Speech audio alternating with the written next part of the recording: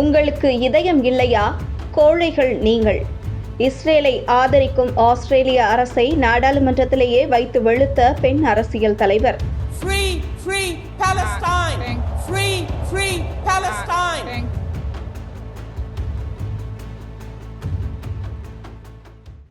ஆஸ்திரேலிய நாடாளுமன்றத்தில் பேசிய தி கிரீன்ஸ் கட்சியின் இணைத் தலைவரும் செனட் உறுப்பினருமான மெக்ரீன் பரூக்கி இஸ்ரேலை ஆதரிக்கும் ஆளும் லேபர் கட்சியின் தலைமைக்கு கடும் சம்மட்டியடி கொடுத்தார்.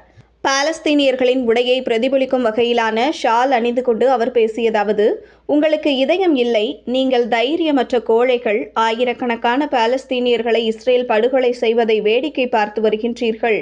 நீங்கள் இஸ்ரேலை கண்டிக்கவே இல்லை. சண்டை நிறுத்தத்தை நீங்கள் ஆதரிக்க மறுக்கின்றீர்கள்.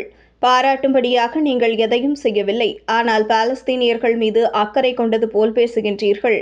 உங்களது பசப்பு வார்த்தைகள் அங்கு போரை நிறுத்திவிடாது. தெருக்களில் மக்கள் எழுப்பும் முழக்கத்தை நான் இங்கு எழுப்புகிறேன்.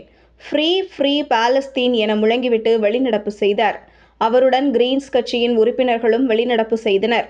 அவரது பேச்சுக்கு எதிர்ப்பு தெரிவித்து ஆளும் லேபர் கட்சியின் உறுப்பினர்கள் அமளியில் ஈடுபட்டனர். ஆஸ்திரேலியாவின் 3வது பெரிய கட்சி தி கிரீன் கட்சி. அந்நாட்டு நாடாளுமன்றத்தில் 4வதாக அதிக உறுப்பினர்களை கொண்ட கட்சி. அக்கட்சியின் இணைத் தலைவரான மெக்ரீன் பரூக்கி இயற்கை வளங்களை பாதுகாத்தல், மனித உரிமை பாதுகாப்பு, பெண் உரிமை பாதுகாப்பு உள்ளிட்ட தளங்களில் பணியாற்றி ஆஸ்திரேலிய மக்களிடையே பிரபலமானவர் என்பது குறிப்பிடத்தக்கது.